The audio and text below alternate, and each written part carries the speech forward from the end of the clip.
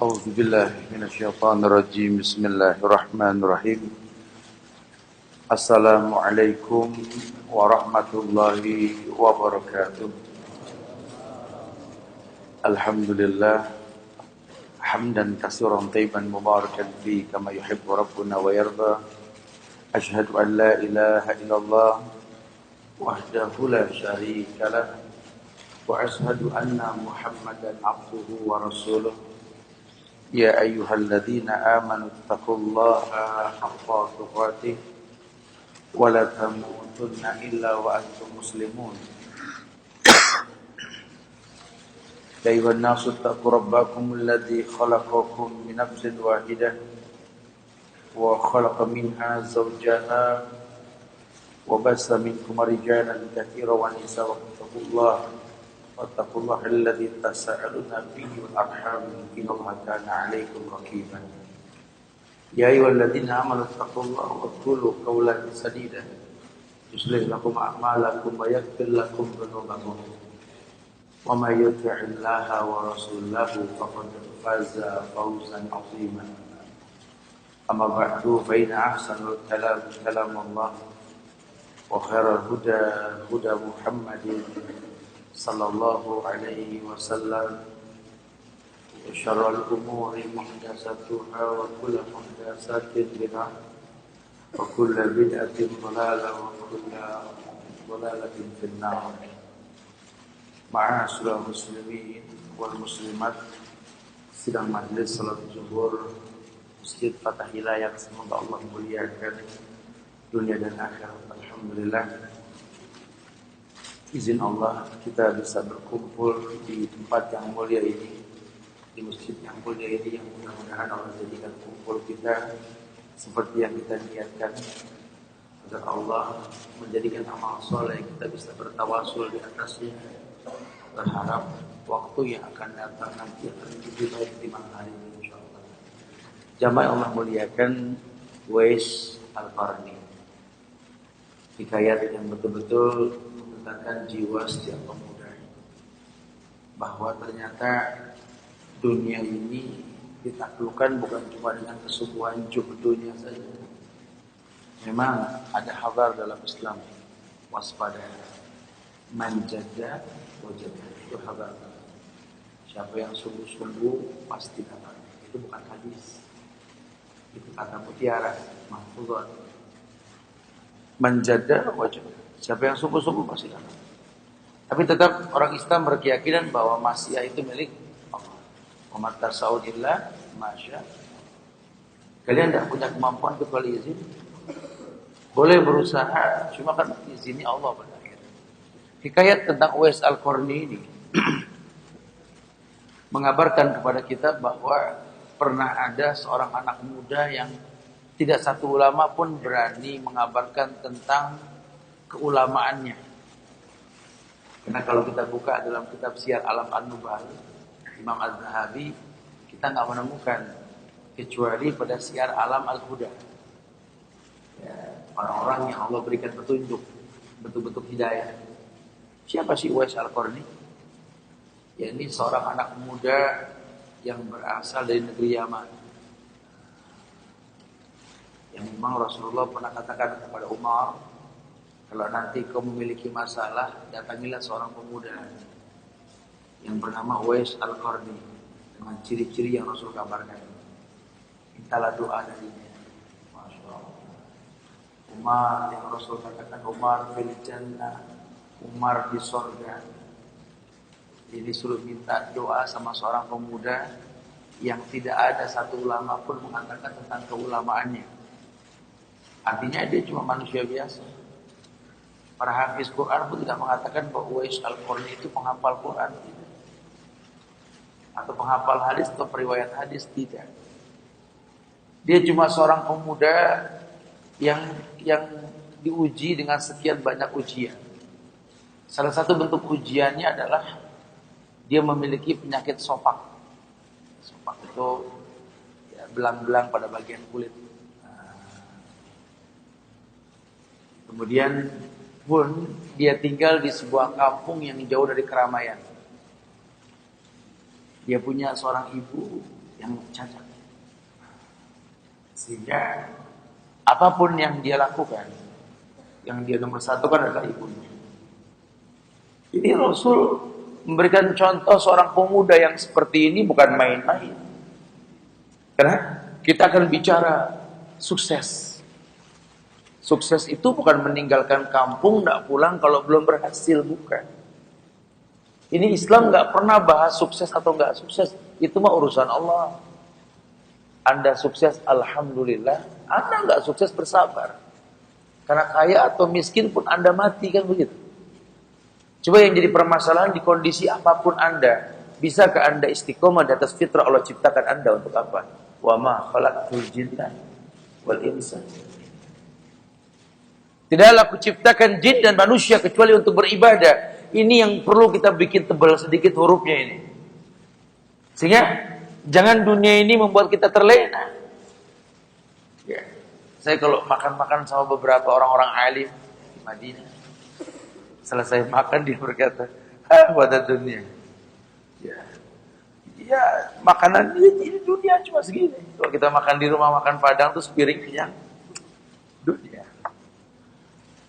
Yang gara-gara sepiring ini antara saudara ribut, betul? Yang gara-gara sepiring ini kita nggak sempat nengokin orang tua kita yang panjang mata menanti kita. Yang gara-gara sepiring makanan ini, ya Allah.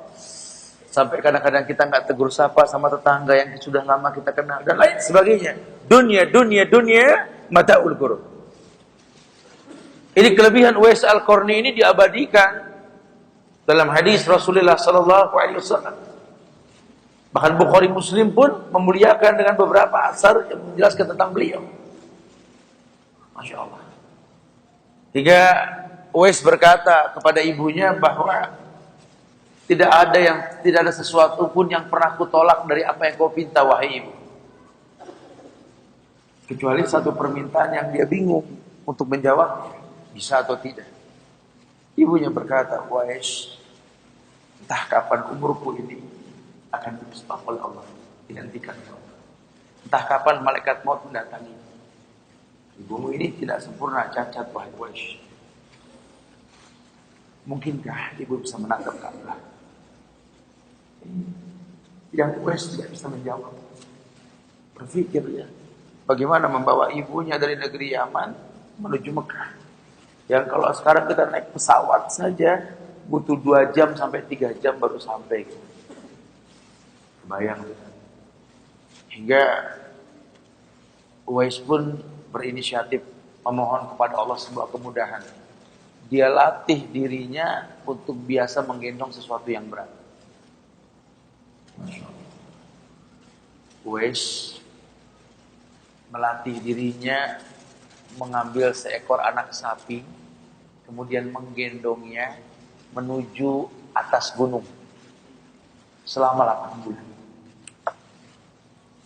Bergulirnya waktu, ini anak sapi makin berat karena makin besar. Namun Uwais pun berbentuk bidang badannya karena biasa membawa sesuatu yang berat. Orang bilang Uwais gila, Uwais gila. Uwais gila ini. Ya terserahlah orang mau bilang apa. Kalau urusan sama orang tua ini mau dibilang apa sih gak ada masalah. Sehingga dia gendong oleh ibu. Dia minta sama Allah dimudahkan untuk membawa ibunya sebelum meninggal ini bertendang ke rumah Allah, Ka'bah, Baitul Atiq. Masya Allah. Digendong ibu dari negeri Yaman. Dan dia pun sampai ke Mekah. Dengan sekian banyak cerita yang gak mungkin waktu kita bahas di dalam. Dia bertawaf di Ka'bah. Selesai tawaf, dia sholat di makam Ibrahim. Dan dia berdoa kepada Allah, ya Allah, ampunkanlah ibuku ya Allah. Mudahkanlah dia masuk ke surgamu ya Allah. Karena cuma ampunanmu yang bisa mengizinkan dia menginjakkan kaki ke surgamu ya Allah. Ibunya berkata, Uwais, mintalah sesuatu pada Allah untuk dirimu. Jangan untuk dirimu. Tidak ibu. Kalau Allah ampunkan kamu, kamu masuk ke surga. Dan kamu ridho. Dan kamu ridho. Cukup untukku sudah ibu. Ridhomu itulah yang akan membuat aku bisa masuk ke surga Allah nanti. Subhanallah. Kita mungkin nggak seperti Uwais. Kita mungkin nggak seperti Uwais yang mengalami kesulitan, tinggal di masa yang tidak secanggih sekarang. Lihat dahsyatnya manusia Allah muliakan. Dia berpikir bagaimana menyenangkan hati orang tuanya. Bahkan kadang-kadang kita terhayalkan pun tidak. Yang kita hayalkan, kalau saya punya duit nanti, saya pengen beli rumah lah. Kalau saya nanti punya duit, saya pengen beli mobil lah. Kalau nanti saya punya duit, saya pengen melamar anak orang lah. Hingga teringat para sahabat. Ada beberapa sahabat yang berdialog dengan sahabat lainnya. Ya, ini Abdullah bin Umar, Urwah bin Zubair, kemudian saya lupa beberapa sahabat lainnya. Ketika saling bertanya, kalau nanti apa yang kalian inginkan, wahai para sahabat? Tiap sahabat itu berkata beda, mengatakan, aku menginginkan khilafah. Salah satunya berkata lagi, aku ingin menyatukan dua wanita tercantik yang pernah hidup. Salah satunya adalah cucu dari Abu Bakar As-Siddiq. Kemudian ada yang berkata lagi, aku menginginkan menjadi qadhi. Sehingga itu terjadi semuanya. Ketika Abdullah bin Umar berkata, apa yang kau inginkan, wahai Abdullah bin Umar? Aku cuma menginginkan bakti.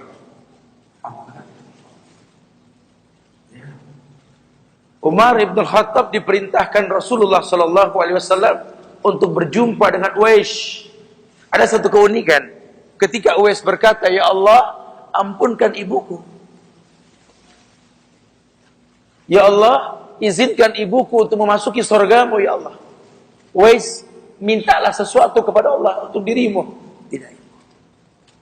Cukup untuk. Karena kalau yang ku minta, akan kau rasakan nanti. Kau ridho padaku, wahai ibu. Cukup ridho. Hikayat mengatakan setelah doa tersebut, Allah hilangkan semua penyakit sopak pada bagian tubuh Uwais Al-Qarni. Kecuali sebesar jari di bagian leher belakangnya. Allah nggak hilangkan. Kenapa? Karena kalau antum kembali kepada hadis Rasul yang memerintahkan Umar bertemu dengan Uwais, ciri Uwais itu kata Rasul, wahai Umar, memiliki tanda putih di bagian lehernya. Lihat. Ridallah fi ridal walidain wa sukhtullah fi sukhtil walidain. Beliau hidup di zaman Rasul, cuma nggak berjumpa dengan Rasul. Sehingga dikatakan bahwa Uwais pernah meminta izin kepada ibunya untuk berjalan menuju Madinah. Kebayang sama antum lah, ada pesawat, keadaan miskin mau ketemu Rasul ke Madinah, ya tentu jalan kaki. Ya Allah, kemarin saya baru memulai film, saya membuat sebuah dokumenter film Sirah Nabawi, menapak tilas perjalanan dari Mekah ke Madinah. Bantu doa, semoga dimudahkan insyaallah. Ini Masya Allah berat ya. Ada beberapa tempat yang saya bisa datangi yang gak setiap seorang mendatangi kalau perizinan kerajaan itu. Allahu Akbar. Ini betul-betul kalau enggak karena iman ini enggak bakal bisa gunung segini dilewatin ini. Itu pasir itu kalau kita jalan betul-betul kaki masuk ke dalam pasir itu. Di mana ada yang jual air mineral di sini. Makanya wajar kalau Allah ciptakan onta tuh bawa air kemana-mana tuh wajar, pinter tuh onta betul-betul. Kita ke sana kalau nggak bawa air ngimpi lah, udah jangan bawa yang lain, air sudah. Subhanallah. Iya, Uwais minta izin sama ibunya untuk bertendang ke Madinah, bertemu dengan Rasulullah Sallallahu Alaihi Wasallam setelah dia berangkatkan ibunya untuk ke Makkah dan selesai maksudnya. Ibunya mengizinkan, kata ibunya. Apapun yang terjadi, kalau kau sudah sampai rumah Rasul, kembalilah. Jangan kau tinggal ibumu sendiri. Baik. Semangat, Uwais datang ke Rasul. Sampai di Madinah dan sampai di rumah Rasul. Dia ketuk rumah Rasul dan dia minta izin berjumpa dengan Rasul. Bertemulah dia dengan istri Rasul yang namanya Aisyah radhiyallahu anha. Aisyah mengatakan bahwa Rasul sedang safar, sedang perang. Uwais bertanya, kapan Rasul pulang? Siapa yang tahu? Orang yang berjihad cuma Allah yang tahu kata dia. Sedih Uwais. Apa yang membuat dia sedih? Ya, kalau seandainya bukan karena ibuku yang menyuruh aku pulang, kan ku tunggu Rasulullah SAW sampai kematian mendatangi diriku. Sehingga ketika dia dengar bahwa dia tidak berjumpa dengan Rasul dan Rasul pun nggak tahu kapan pulang, dia harus kembali. Itu yang dikatakan Uwais nggak berjumpa dengan Rasul. Cuma wallahu a'lam bishawab, yang pasti memang Rasul ini betul-betul memuliakan beliau. Lelaki yang betul-betul tahu bahwa hidup ini bukan hanya untuk dirinya. Hidup ini dia berpikir bahwa khairun nas anfa'uhum linnas. Sebaik-baik manusia itu yang paling bermanfaat buat manusia lainnya. Manusia lain dalam diri kita adalah orang tua kita yang pertama. Sehingga sampai kapanpun wahai laki-laki, sehebat apapun kita di mata anak buah kita, di mata pegawai kita, sebesar apapun nilai yang kita miliki, secantik apapun istri yang kita punya, selucu apapun anak-anak kita, demi Allah, ibumu, ibumu, ibumu. Buang dunia untuk mereka. Buang dunia untuk orang tua kita. Wahfid lahuma janaha dhulli minar rahma wa qur birhamhuma kama rabbayani shaghira. Bahkan Allah katakan, merendahlah engkau, merendah bakpi burung di hadapan ibumu, merendahlah. Merendahlah. Kalau perlu kau gendong dia menuju Mekah. Kalau perlu kau latih dirimu hanya untuk mengiyakan apa yang dia inginkan, latih dirimu. Bukan kau cukupkan dirimu, kau telantarkan dia, tidak. Karena apa artinya hidup? Rumah yang besar, istri yang cantik, anak yang lucu, perusahaan yang besar, hubungan kita rusak dengan orang tua kita. Ya Allah,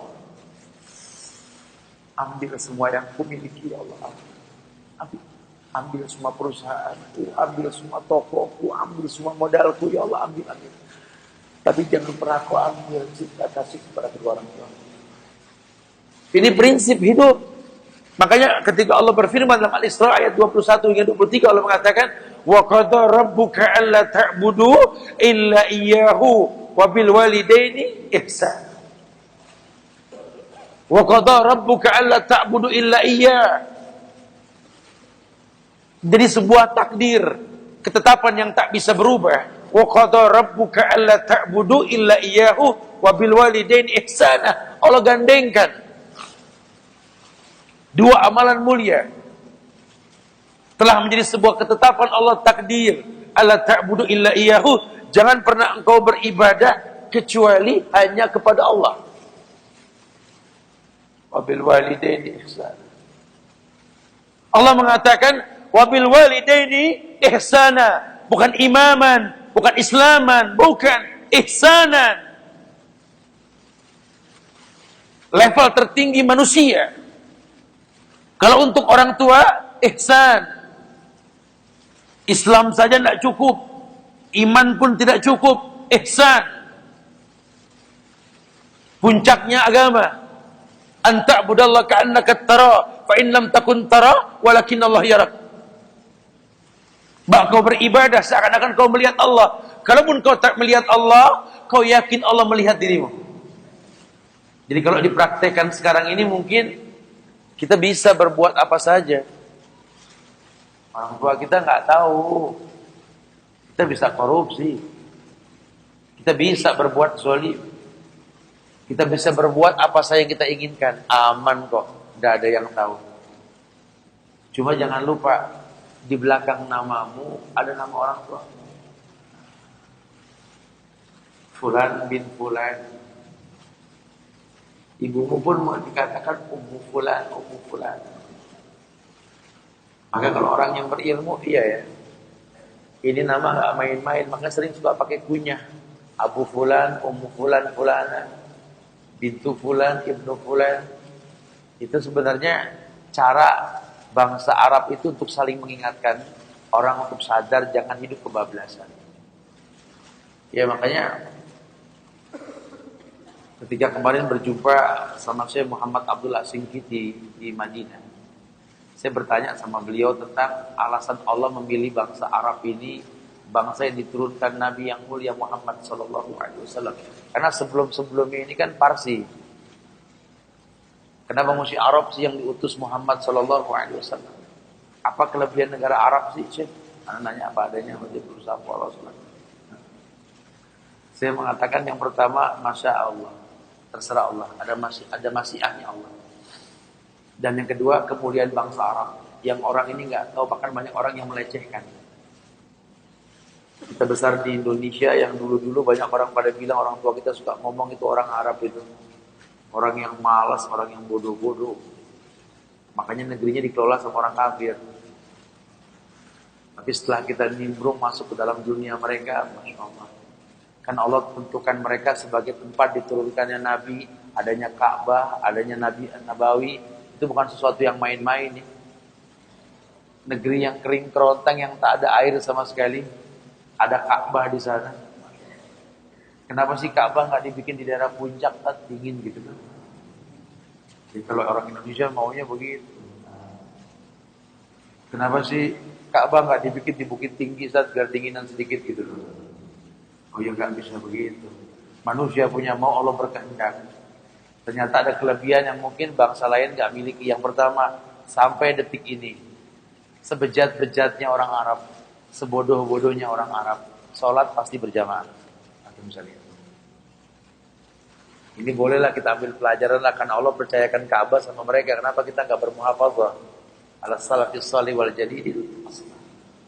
Lihat, sebejat-bejat mereka, sebodoh-bodoh mereka, kalau lagi dagang, banyak yang belanja, azan berkumandang tutup. Orang datang mau ngeborong, enggak, entar habis aja, habis sholat.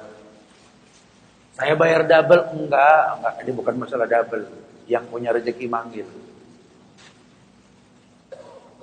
Ini perlu kita tiru nih. Karena kita bukan bicara untung rugi, kita bicara berkah. Itu negeri enggak bicara untung rugi, itu bicara berkah. Apa sih kelebihan bangsa Arab dalam hasil buminya? Cuma minyak. Dan ngandelin turis yang datang sebagai turis umroh maupun haji. Tapi bisa dengan gagahnya datang ke negeri-negeri Islam yang kena masalah perekonomian, turunin bantuan tanpa bunga hari ini. Kalau dibanding kayanya sama Indonesia, ya gak ada seujung kukunya Arab. Arab cuma ngandelin di bawah bumi ada minyak. Kita bawah bumi, atas bumi ada minyak, betul? Kita ada gas, geotermal, ada batu bara, belum lagi batu akik. Ini negeri subhanallah. Geleng pala sudah kita berdua. Cuma kita bicara berkah. Karena kalau baldatun thayyibah, na'am, Indonesia. Walaupun ghafur wallahu a'lam bissawab. Kalau bicara Allah ampunkan, ini kita nggak tahu. Ayat hanya mengatakan, ya qaum istaghfiru rabbakum summa tubu ilaihi yumatti'kum mata'an hasanan. Allah cuma perintahkan, yuk beristighfar. Yuk minta ampun sama Allah. Yumatikum mata'an hasanan. Imma dia beristighfar untuk dirinya, imma untuk orang lain. Lihatlah Uwais Al-Qarni. Dalam berdoa dia mengedepankan orang tua yang diminta. Ya Allah, ampunkanlah kedua orang tuaku. Ampunkanlah ibuku ya Allah. Mudahkan dia untuk masuk ke surgamu ya Allah. Ibunya melongo. Ini anak kapan untuk dirinya? Hei Uwais, berdoalah, mintalah kepada Rabbul Ka'bah, Allah. Yang kau inginkan. Dia jawab dengan kata-kata yang lembut. Tidak. Allah ampunkan kamu, Allah masukkan kamu ke surga. Cukup bagiku. Kalau kau ridho dengan surga, itulah yang membuat aku mulia di atas dunia wahai ini. Sehingga kemuliaan memang betul-betul Allah berikan. Dan Allah jadikan sebuah bagian takdir. Wabil walidaini ihsana. Imma yablughanna 'indakal kibara ahaduhuma aw kilahuma fala taqul lahumā uff wa qul lahumā qawlan karīmā wakhfid lahumā janāha dhulli minar rahmah wa qur rabbirhamhumā kamā rabbayani shaghīrā. Subhanallah. Lihat cara Islam ini mendewasakan kita. Dibikin kita paham bahwa hidup ini betul-betul masyiatnya Allah. Kalau cuma sekedar gugur kewajiban, yaitu fitrah, Uwais bisa berbakti sama orang tuanya, itu wajib. Tapi kalau sudah yang sunnah, dia lakukan. Karena banyak permintaan yang nggak wajib. Untuk orang tuanya, betul-betul dia latih dirinya menggendong anak sapi selama 8 bulan, naik turun gunung sengaja. Hingga hikayat mengatakan sampai seberat 100 kilo sapi tersebut. Dan dia bawa ke atas gunung yang tinggi, dia turun lagi. Orang nggak perlu tahu kenapa dia begitu. Karena dia berpikir keras. Harus ini keturutan ini. Ibunya mengeluh, aku takut tidak ada umur, belum melihat Ka'bah wahai Uwais. Ya Allah, pernah gak sih kita berpikir begitu? Ya Allah, izinkan hamba mendapatkan keuntungan yang lebih, ya Allah. Hamba pengen bayarin orang tua hamba umroh atau haji. Yang mungkin selama ini kalau hamba katakan tentang sebuah hukum, qala Allah wa qala Rasul, mereka nggak bisa menerima. Karena mungkin mereka merasa lebih tua ketimbang saya. Ya Allah, izinkan aku berdialog dengan keduanya ketika tawaf di Ka'bah, ya Allah. Ayo ibu, ayo ayah. Masuk ke Masjidil Haram. Ayah, ibu, tetaplah bertalbiyah. Labbaik Allahumma labbaik. Labbaik la syarika lak labbaik. Innal hamda wan ni'mata laka wal mulk la syarika lak. Ayah ibu, nanti kalau kau melihat Ka'bah, berhentilah talbiyah. Katakan Allahumma antas salam wa minkas salam. Hayna rabbana bis salam wa adkhilna jannataka rasul. Ayah, ibu, kita menuju lampu hijau. Ayah buka pundakmu ayah yang kanan, namanya ittiba.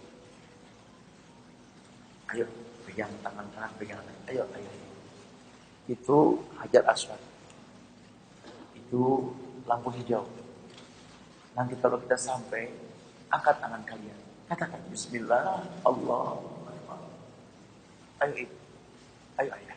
Subhanallah, walhamdulillah, wala ilaha illallah, Allah. Bahkan ulama mengatakan kau miliki 2 keuntungan mulia di atas dunia. Kau tatap pemandangan paling indah yakni Ka'bah, kau tatap wajah kedua orang tuamu. Ini contoh yang paling indah yang Uwais Al-Qarni pernah mencontohkan pada kita di masa sulit untuk membawa orang tua ke Ka'bah. Sekarang kita mudah, bukan tidak. Kau koleksi dunia, kau banyakkan dunia, kau lupa ada mata tua di kampung yang menanti orang anaknya. Kita buat orang tua seperti pohon yang ditanam. Orang tua ingin merasakan buah yang dipetik dari pohon yang ditanam. Dengan mudah anak ini berkata, tidak akan pernah pulang kampung dulu lah sebelum berhasil. Orang tua kita tuh nggak peduli kita mau berhasil atau tidak.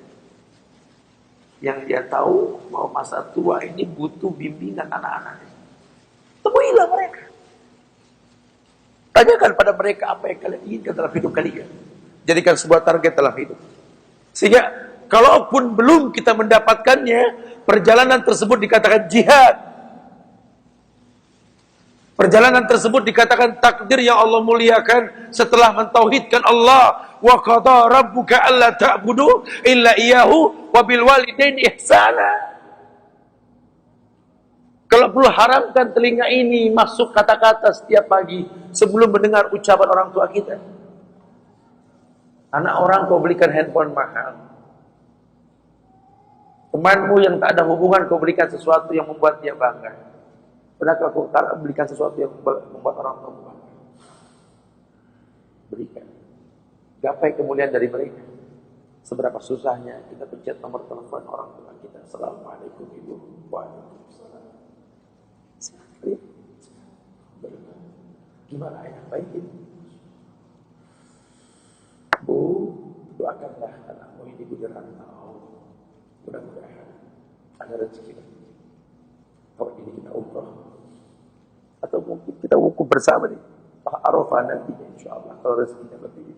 Orang tua mana yang tak mendoakan anaknya? Cuma mungkin kita cuma jadi anak yang berkeluh kesah. Ketika tidak ada masalah kita tak cerita. Punya masalah kita mengeluh. Orang tua kita, orang tua kita 20 tahun yang lalu. Jantungnya, jiwanya tidak sekuat dulu. Kalau dulu dia punya anak banyak dalam keadaan enggak seperti sekarang, dia bisa tackle semuanya. Cuma dia bukan dia yang dulu. Sudah. Ya, kabarkan yang enak-enak buat mereka. Kalau belum bisa kita rencanakan yang indah, paling tidak kabarkan yang enak buat mereka. Jangan membuat mereka khawatir. Mereka orang yang pernah menanam sebatang pohon buah yang mereka nanti. Sehingga banyak anak muda suka berkata, Ustaz, saya mau menikah. Orang tua saya bilang, suruh cari duit dulu, belum cukup, mau nikah. Kan dia nggak tahu kalau saya bermaksiat. Kamu fokus dengan kalimat takut bermaksiat, betul? Cuma pernah nggak kamu berpikir apa yang membuat orang tua kamu berkata seperti itu? Dia melarang kamu untuk menikah karena belum punya sesuatu. Dia ingin merasakan sedikit kenikmatan mereka. Sehingga kalau nanti kamu ingin menghayalkan sebuah rumah tangga, dia pun yakin kamu mampu melakukannya. Ini satu amsal yang paling mulia, yang demi Allah kita nggak bisa membahas detail tentang level doanya Uwais Al-Qarni, tapi Rasul merekomendasi Uwais Al-Qarni untuk didatangi oleh Umar Ibn Khattab dan Ali bin Abi Thalib. Dua manusia mulia, sahabat Jarir yang Allah muliakan dengan surga. Umar fil jannah, Ali fil jannah. Penghuni surga pun suruh datang kepada Uwais Al-Qarni untuk minta doa. Bagaimana kita bisa mengukur level doa Uwais Al-Qarni? Kalau sampai penghuni surga saja Allah perintahkan melalui Rasulullah SAW mendatanginya untuk meminta izin berdoa kepada Allah Uwais. Bahkan dikatakan kalau Uwais sudah mengangkat tangan ke langit, langit bergetar. Tidaklah turun tangan Uwais kecuali Allah datangkan jawaban apa yang dia minta. Kita banting tulang berangkat pagi pulang sore. Apa kita telendor dengan yang namanya ibadah? Rumah tangga kita pun kita berantakan. Orang tua kita gak temu untuk dunia yang kita cari. Padahal kuncinya cuma satu. Istiqomah di atas fitrah Allah ciptakan kita. Al-Isra tadi. Yang pertama, yuk tauhidkan Allah. Sesibuk apapun, tolong jangan sampai yang 5 waktu kita gak di masjid. Jangan sampai sesibuk apapun kita nggak sholat. Jangan, ya Allah. Harta yang kau miliki akan kau tinggalkan. Bukankah ada sebuah ayat yang kita sering dengar ketika Jumat khatib berkhutbah dan dia menjadi imam? Wujuhu yawma'idin khasiyah.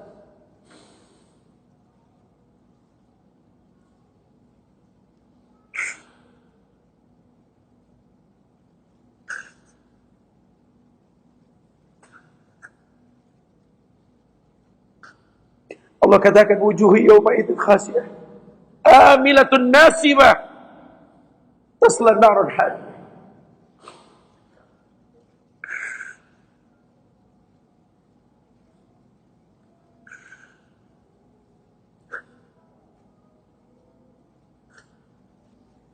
Allah abadikan dalam Quran bahwa nanti di akhirat ada wajah-wajah yang tertunduk malu di hadapan Allah.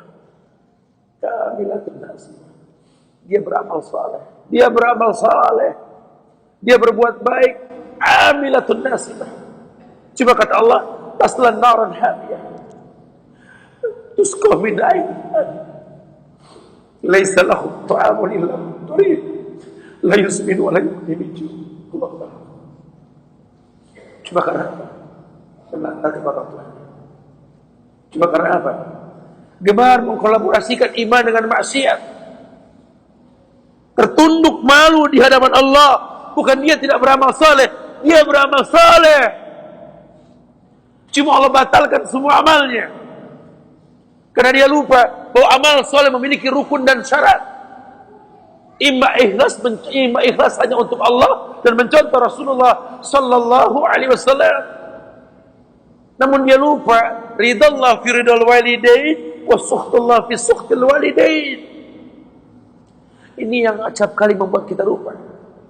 Ridhonya Allah di ridho orang tua, murkanya pun sama. Kebayang tidak? Hikayat Uwais Al-Qarni ini diabadikan dalam hadis Rasulullah SAW agar para muda paham.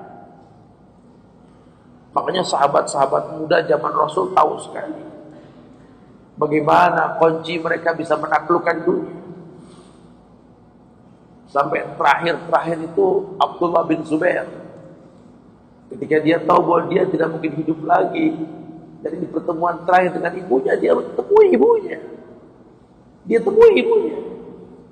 Asma binti Abu Bakar yang buta di hari tuanya. Wahai ibu, mungkin ini pertemuan kita yang terakhir. Kita gak ketemu lagi karena perang ini akan membuat saya mati karena terjepitnya masukan saya. Ya, sahabat Rasul, aku minta ridho, wahai ibu. Bukan masalah hidup atau mati, yang penting ridho. Kata Asma yang buta itu mengatakan, peluklah ibu. Asma ini Masya Allah punya 5 anak yang semuanya mati syahid. Abdullah bin Zubair, Sa'id bin Zubair, Wah bin Zubair, As bin Zubair, Tuailah bin Zubair, lagi saya lupa. Ini semua penghuni surga. Yang pertama Abdullah bin Zubair, peluk ibumu, nak peluk ibunya. Ibunya merasakan ada baju besi di badan anaknya, dilempar. Inikah anak seorang pejuang?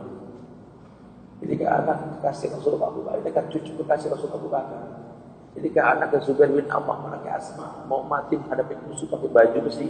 Buka baju besi, temui musuhmu, jangan takut. Ridho ibu bersama kamu. Bukan jadi selamat dia mati. Cuma kematian yang membuka pintu surga, itu yang diinginkan. Bukan cuma sekedar ridho menaklukkan dunia, bukan. Temuilah orang tuamu, rasakanlah wangi kulitnya, ciumlah tangannya sambil berkata, wahai ibu, doakan anakmu bisa istiqomah di atas sunnah. Apapun yang terjadi di negeri ini, bu, apapun yang terjadi di bumi ini, bu, doakan anakmu akan istiqomah di atas Islam, ibu. Minta itu yang pertama. Jangan sampai nanti harta dunia, kesuksesan membuat anakmu lupa. Kalau sampai nanti anakmu punya rumah jauh dari masjid, minta sama Allah, bu, mantapkan hati ini untuk melangkah ke masjid. Atau doakanlah, bu, dimanapun anakmu berada, bu, bisa membangun masjid. Minta seperti itu. Subhanallah, ini banyak dilakukan sama orang-orang soleh. Muhammad Al-Fatih, lihat, sulitnya membuka pintu Konstantinopel, dia minta izin dari orang tuanya. Tidak ada yang sulit buat dia. Lihatlah kekuatan Tariq bin Ziyad. Lihatlah kekuatan sahabat-sahabat yang betul-betul bisa menaklukkan dunia, yang wallahi kam min fi'atin qalilatin ghalabat fi'atan katsiran biidznillah. Mereka buat banyak hal yang mendatangkan izin Allah. Ini yang paling penting. Bagaimana caranya izin Allah datang? Bukan cuma memaksa Allah untuk paham dirinya, tidak. Innallaha thayyib la yaqbalu illa thayyiban. Karena dia tahu Allah baik, cuma terima yang baik. Allahnya mengatakan wabil walidaini ihsana. Coba deh. Ada tidak ada orang tuamu di hadapanmu, berbuat baik. Mintalah yang terbaik kepada Allah untuk mereka. Mintalah ridho mereka untuk istiqomah kita. Masya Allah. Mudah-mudahan hikayat Uwais ini menggetarkan jiwa kita untuk kita sadar bahwa sudah berapa lama kita